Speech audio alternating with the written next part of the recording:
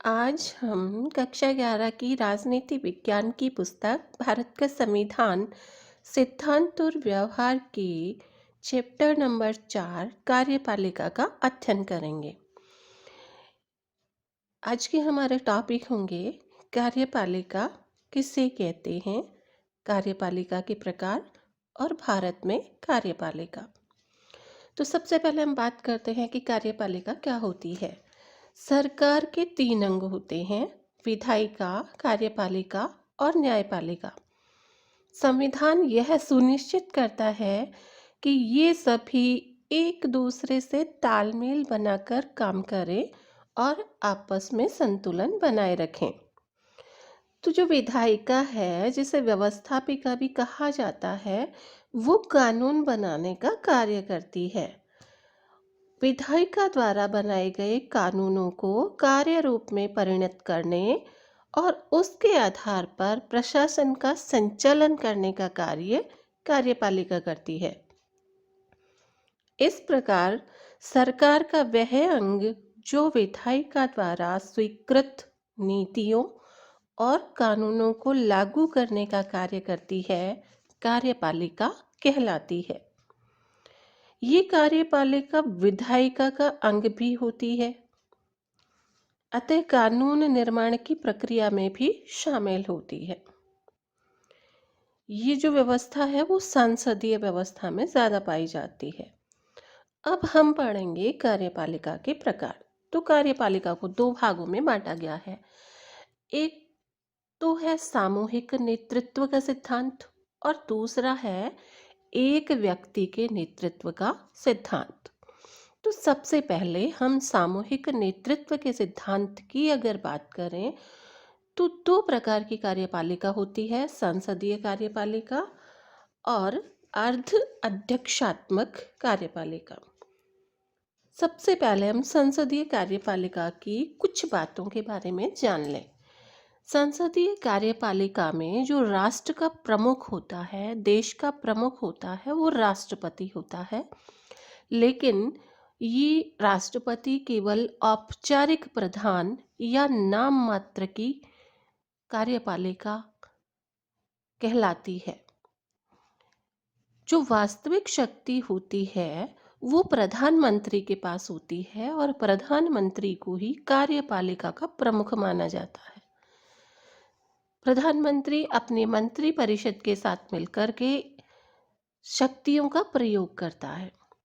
प्रधानमंत्री का चुनाव विधायिका में से ही किया जाता है, बहुमत दल के नेता को। और ये जो कार्यपालिका होती है वो विधायिका के प्रति उत्तरदायी होती है। ये इसका संसदीय कार्यपालिका का महत्वपूर्ण लक्षण है कि विधायिका के प्रति उत्तरदायी। और दूसरा है 2 प्रकार की कार्यपालिका, औपचारिक और वास्तविक। अब ये जो व्यवस्था है ये कहाँ कहाँ पाई जाती है? तो जर्मनी, इटली, जापान, इंग्लैंड, पुर्तगाल और भारत में संसदीय व्यवस्था को अपनाया गया है। अब हम बात करें अर्ध अध्यक्षात्मक की, तो इसमें भी जो राष्ट्रपति होता है वो देश का प्रमुख होता है और जो सरकार का प्रमुख होता है वो प्रधानमंत्री होता है। प्रधानमंत्री और मंत्री परिषद विधायिका के प्रति जवाबदेह होती हैं, उत्तरदायी होती हैं। इस प्रकार की व्यवस्था फ्रांस, रूस और श्रीलंका में पाई जाती है। अब हम एक व्यक्ति के नेतृत्व के सिद्धांत के आधार पर जो प्रणाली पाई जाती है कार्यपालिका की, उसका अध्ययन करेंगे। तो वो है अध्यक्षात्मक प्रणाली, जिसमें देश का प्रमुख राष्ट्रपति होता है, साथ साथ सरकार का या कार्यपालिका का प्रमुख भी राष्ट्रपति होता है। और ख़ास बात, राष्ट्रपति का चुनाव प्रत्यक्ष मतदान द्वारा जनता द्वारा किया जाता है और राष्ट्रपति का पद बहुत शक्तिशाली होता है। ये जो राष्ट्रपति होता है ये विधायिका के प्रति उत्तरदायी नहीं होता है। और इस प्रकार की व्यवस्था अमेरिका, ब्राज़ील और लैटिन अमेरिका में पाई जाती है। अब हम कुछ एग्जाम्पल्स लेकर के इनका अध्ययन करें। तो सबसे पहले हम बात कर लेते हैं कनाडा और इंग्लैंड और भारत की, जहाँ पर संसदीय लोकतंत्र पाया जाता है। तो जो जैसे भारत है, तो भारत में जो राष्ट्र प्रमुख होता है उसका चुनाव होता है, यानी राष्ट्रपति का चुनाव होता है। इसके अलावा प्रधानमंत्री वास्तविक कार्यपालिका का प्रमुख होता है।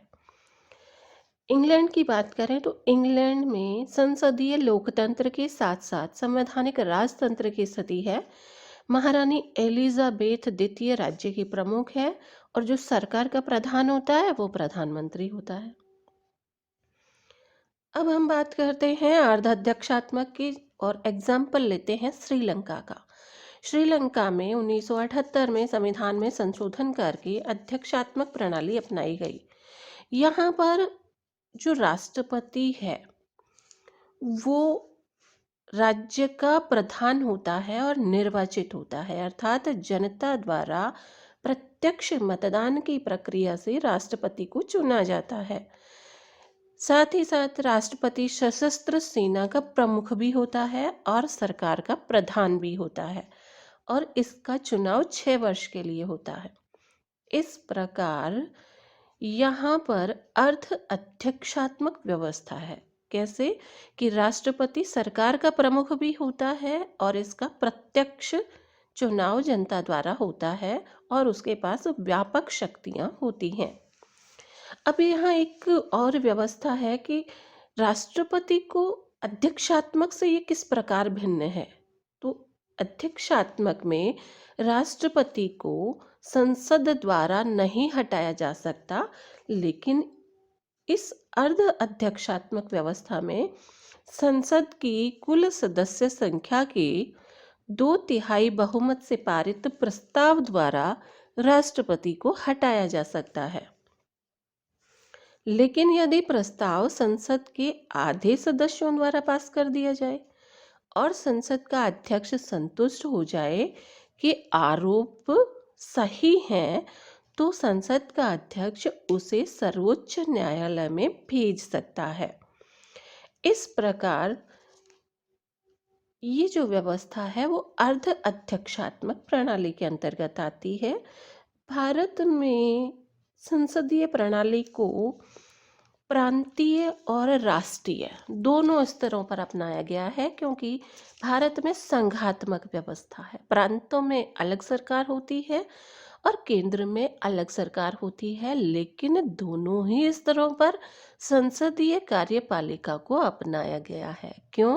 क्योंकि संविधान बनाने वाले सदस्यों को लगा कि अगर अध्यक्षात्मक व्यवस्था लगाई जाएगी तो उसमें राष्ट्रपति सर्वे सर्वा होता है और ऐसे में व्यक्ति पूजा का खतरा होता है। इसलिए हमारे यहाँ संसदीय व्यवस्था को अपनाया गया है। संसदीय व्यवस्था में कार्यपालिका और विधायिका एक दूसरे पर आश्रित होती हैं।